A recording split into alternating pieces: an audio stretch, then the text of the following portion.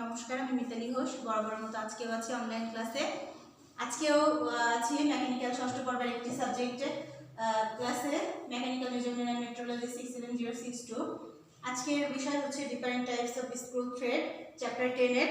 তো আমরা first time যে জিনিসটি দেখবো সেটা হচ্ছে সর্বোত্তম তারের ব্যাস নির্ণয়ের যে কোশ্চেনটা আছে তোমাদের, সেটা সংক্ষিপ্ত আসতে পারে, রচনামূলকেও আসতে পারে একটা প্রমাণ। গত ক্লাসেও আমি তোমাদের একটা প্রমাণ দেখিয়েছিলাম, সেটা অনেক ইম্পর্টেন্ট, এটা অনেক ইম্পর্টেন্ট। দুইটা অবশ্যই তোমরা খুব ভালোভাবে প্র্যাকটিস করবে। তো আমরা চলে যাই আমাদের ক্লাসে। যে এখানে আমরা একটা চিত্র দেখতে পাচ্ছি, আমরা পিটাকে আমরা কিন্তু জানি যে পিটা হচ্ছে পিস। তার মানে এই যে একটা স্ক্রু থ্রেডের কেস থেকে অপর একটা পর্যন্ত এই অংশটাকে আমরা কি বলি? পিস, তাই না? তাহলে এখান থেকে এই পর্যন্ত ওটা আসলে কি পিসের যে অর্ধেক, তারও অর্ধেক চলে আসলে আমরা p/4 লিখি। তো আমরা সেই জিনিসগুলো একটু লিখে নিয়ে আগে মনে করি।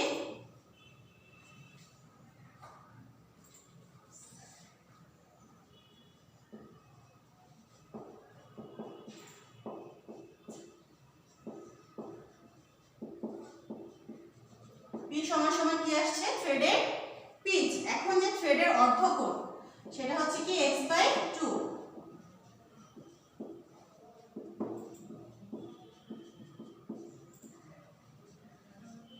থ্রেডের x/2 হচ্ছে কি থ্রেডের অর্ধকোণ, আর d টা হচ্ছে তারের ব্যাস।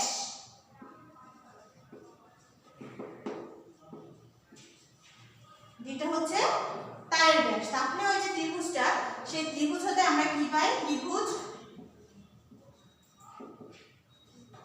ত্রিভুজ OAB তে যদি আমরা নিই তাহলে আমাদের কি আসবে? সাইন কোণটা আসছে আমাদের AOB কোণ, মানে ও বিন্দুতে যে কোণটা আমাদের আছে সেই কোণটা। তাহলে কোণটা আমাদের আসছে কি 90 ডিগ্রি মাইনাস x/2। আমরা খেয়াল করি যে এই যে কোণটা যদি 90 ডিগ্রি হয়, তাই না? আর এই কোণটা আমরা কি পেয়েছি এখানে? x/2। তাহলে আমাদের কোণ হচ্ছে এটা। তাহলে 90 ডিগ্রি থেকে x/2 আমরা মাইনাস করলে আমরা অপর একটি AOB যে কোণটা, সেই কোণটা কিন্তু আমরা পেয়ে যাচ্ছি, তাই না? তাহলে এবার আমরা আসি কি যে কি সাইন হচ্ছে 90 ডিগ্রি মাইনাস x/2। এবার কিন্তু তোমাদের কি হলো? ত্রিকোণমিতির একটা সূত্রে কিন্তু আমরা চলে আসলাম। সেটা ঠিক কেমন আমি একটু দেখাই। যে সাইন 90 ডিগ্রি মাইনাস এখানে কি আসবে? থিটা। এই ক্ষেত্রে এই যে একটা সূত্র, এটা কিন্তু তোমাদের আছে যে তোমরা যে যদি না ম্যাথের সাবজেক্টও দেখতে পারো, আর যদি সেটা না পাও তাহলে ইঞ্জিনিয়ারিং মেকানিক্সের যে ত্রিকোণমিতির সূত্র আছে সেখানে তোমরা খুঁজলে কিন্তু ওখানে সূত্রগুলো পাবে। অবশ্যই সূত্রগুলো কিন্তু দেখবে। সাইন 90 ডিগ্রি মাইনাস থিটা সমান সমান হচ্ছে cos থিটা। এটা কিন্তু সরাসরি একটা সূত্রে আমরা চলে গেছি।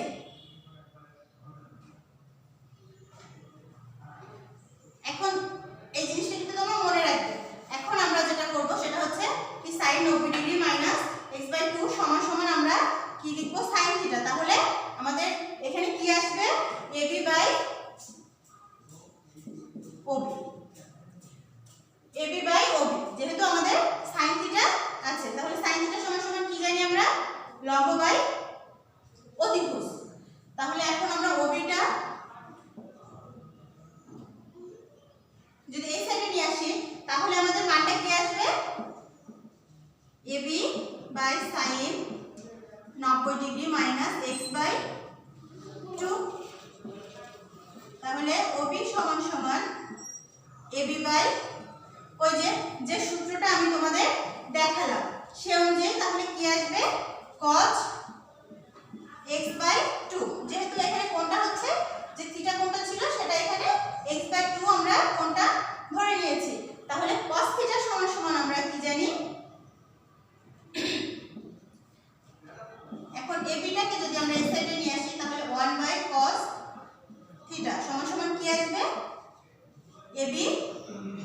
ওই যে বহুদিন প্রমাণে আমি তোমাদের যেটা দেখিয়েছিলাম সেই জিনিসটাই কিন্তু, যেখানে আমরা কি পেয়েছিলাম? sin এ কোছে, আর এটা হচ্ছে sec থিটা, মানে sec x/2, কারণ এখানে আমাদের থিটার কোণ আছে x/2। আশা করি তোমরা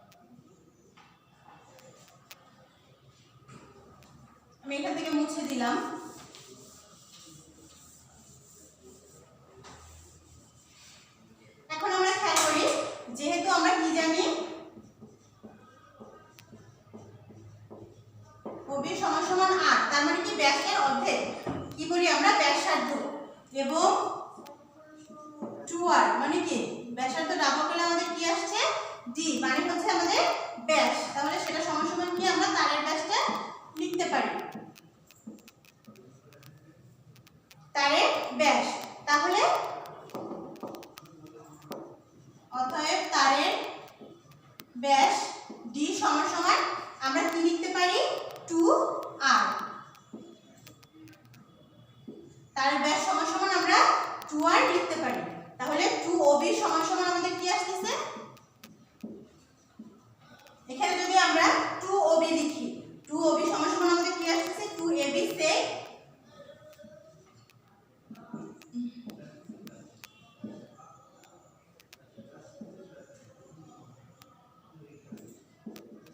2ab sec 2x/2।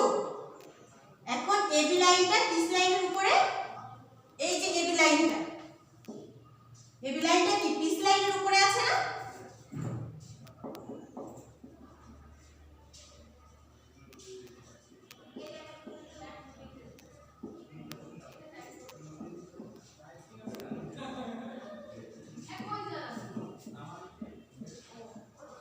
ab লাইনটা কি আছে পিস লাইনের উপরে আছে। তাহলে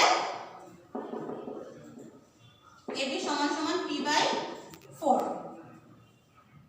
তাহলে তারের সর্বোত্তম ব্যাসটা আমরা কি পাচ্ছি,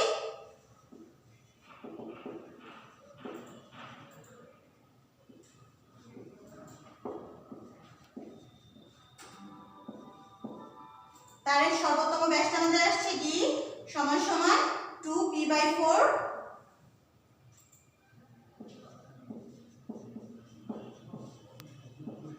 আমাদের কোনটা কি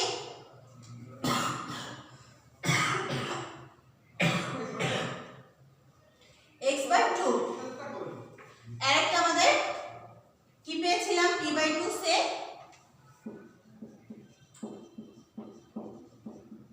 x/2। তাহলে এটা যদি আমরা ক্যালকুলেশন করি আমাদের কি আসবে, এখানে লিখলাম 0.5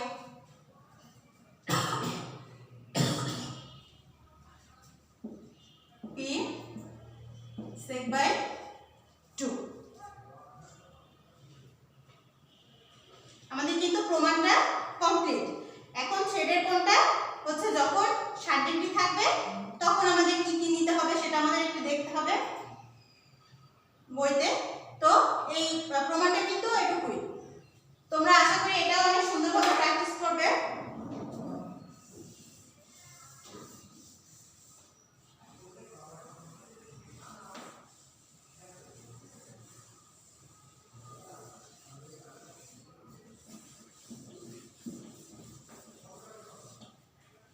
এরপর আমরা একটা কোশ্চেন খেয়াল করি, সেটা হচ্ছে কোন কোন পদ্ধতিতে স্ক্রু থ্রেডের কার্যকরী ব্যাস নির্ণয় করা যায়।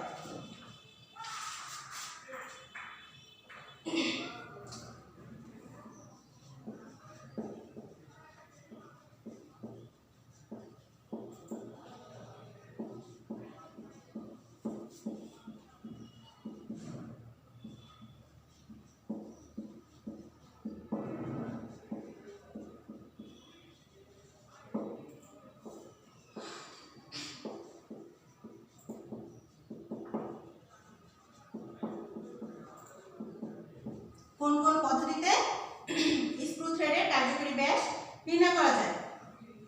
একটা হচ্ছে কি আমরা যে একটু আগে প্রমাণটা করলাম মাইক্রোমিটার পদ্ধতিতে। 2 নম্বর হচ্ছে প্রিজম, যেটা প্রিজম পদ্ধতি, সেখানে হচ্ছে কি 1 তার 2 তার, তারপরে যে আমরা এর আগেও কিন্তু দেখে এসেছি যে কি 3 তার, তারপর রড পদ্ধতি।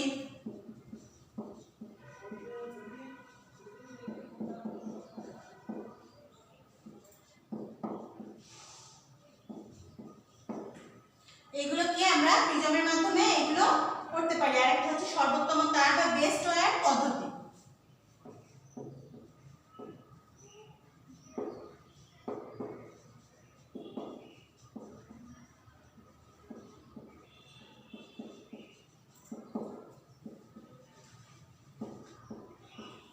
তাহলে আমরা কি কি পেলাম, কোন কোন পদ্ধতি স্ক্রু থ্রেডের কার্যকরী ব্যাস নির্ণয় করতে পারি। একটা হচ্ছে মাইক্রোমিটার পদ্ধতি, প্রিজম পদ্ধতি কি এক তার পদ্ধতি, দুই তার পদ্ধতি, তিন তার, তারপর রড পদ্ধতি, এগুলো সবই আমরা করতে পারি। আর একটা হচ্ছে সর্বোত্তম তার বা বেস্ট রড পদ্ধতি। এই এই জিনিসগুলো দিয়ে আমরা পারবো। আরেকটা প্রশ্ন আমরা দেখি যে স্ক্রুয়ের পিচ ব্যাস নির্ণয়ের 5টি পদ্ধতি।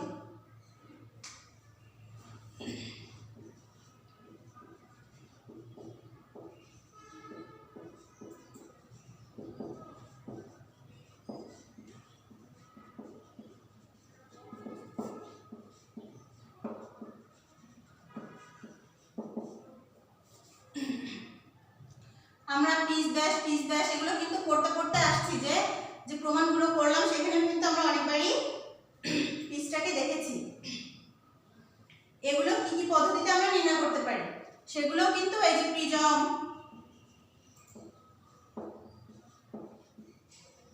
এক তার,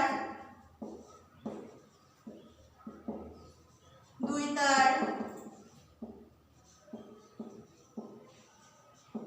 তিন তার, এই সবগুলো দিয়ে কিন্তু আমরা নির্ণয় করতে পারি। তারপরে স্ক্রু থ্রেড, মাইক্রোমিটার।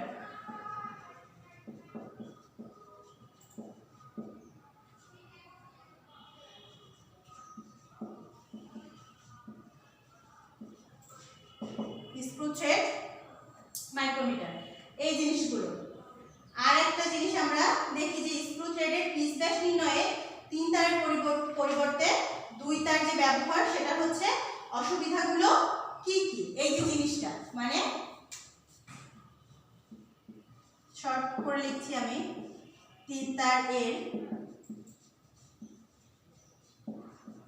পরিবর্তে 2 তার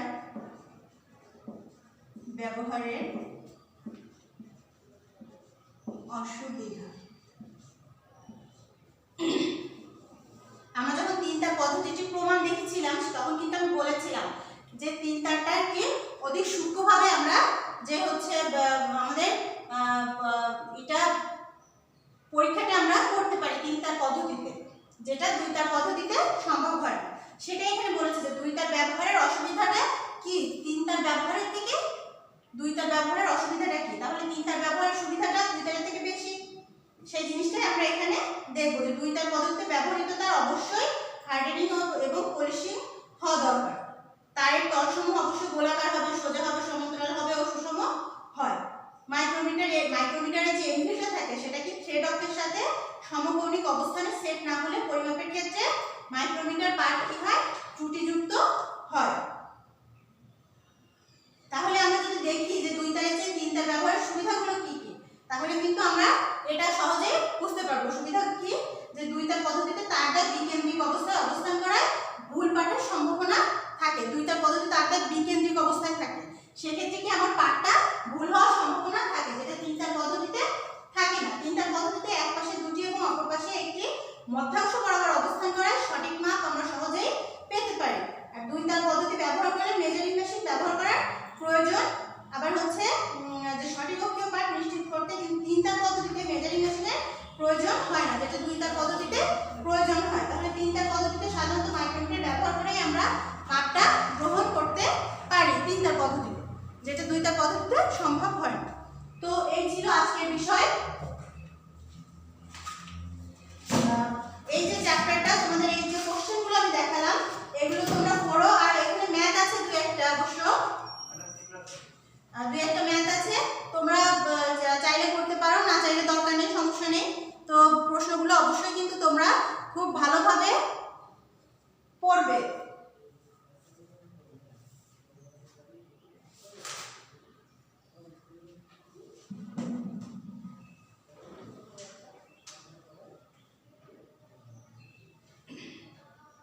আরেকটা জিনিস আমরা দেখি যে সর্বোত্তম তারের বৈশিষ্ট্যটা কি।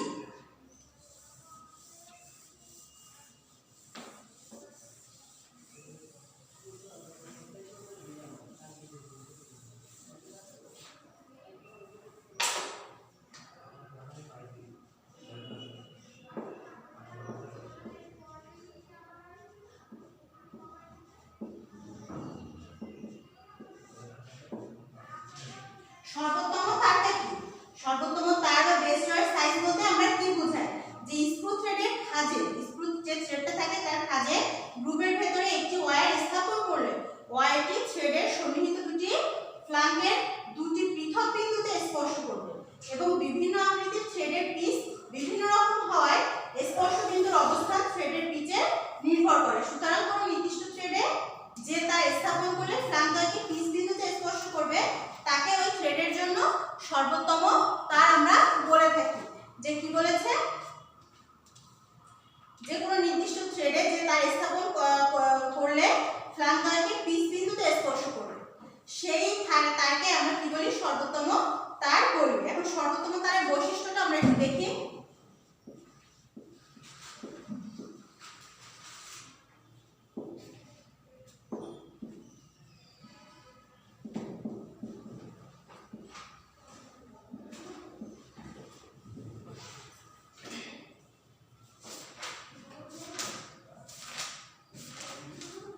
সর্বোত্তম তারের বৈশিষ্ট্যটা কি? সর্বোত্তম তারের বৈশিষ্ট্য হলো থ্রেডের গঠন, প্রকৃতি বা কোণ এগুলো যদি কোনো ত্রুটি থাকে তাহলে সর্বোত্তম তার ব্যবহারে অবশ্যই কেবলমাত্র অপেক্ষাকৃত নির্ভুলভাবে কার্যকরী ব্যাস নিরূপণ সম্ভব হবে।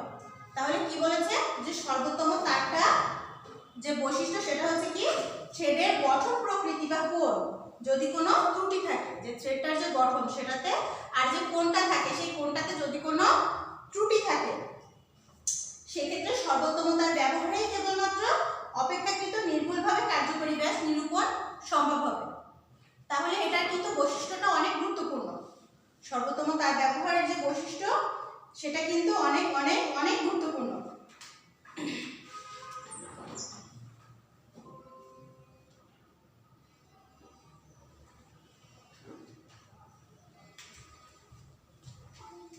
এখন আমরা একটু দেখি যে একটি থ্রেড এবং বাট্রাস থ্রেডের মধ্যে পার্থক্য।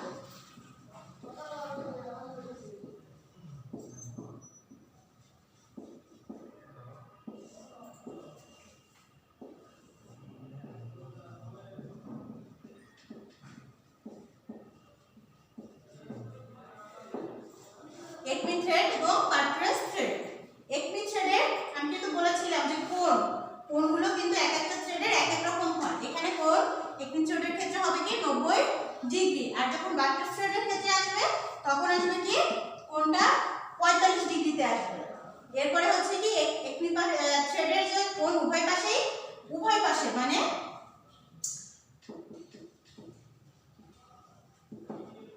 উভয় পাশে 29 ডিগ্রি বা 29 ডিগ্রি থাকবে, আর বাট্রাস থ্রেডের একদিকে থাকবে হচ্ছে 90 ডিগ্রি আর একদিকে থাকবে হচ্ছে 45 ডিগ্রি। আমি সংক্ষিপ্তভাবে লিখছি, তোমরা সুন্দর করে পড়ে লিখবে। আর একমি থ্রেডের কি শক্তি পরিবহনের উভয় দিকে সমভাবে যাতায়াত করার জন্য এই থ্রেড ব্যবহার করা হয়। আর বাট্রাস থ্রেডের অধিক শক্তি পরিবহনে সক্ষম এবং দ্রুত চাপযুক্ত বা আলগাকরণে ব্যবহার করা হয়। এই ছিল দুইটার পার্থক্য। তো প্রিয় শিক্ষার্থীরা, আজকে বেশ কিছু টপিকস তোমাদের আমি দেখালাম। আমরা কিন্তু এই যে সাবজেক্টের শেষের দিকে চলে এসেছি। তো তোমরা অবশ্যই ভালোভাবে পড়ো। আর যে গত ক্লাস বা এই ক্লাস যে দুইটা ক্লাস নিয়ে আমি এই যে চ্যাপ্টারটা পড়ালাম তোমরা কিন্তু খুব ভালোভাবে প্রমাণগুলো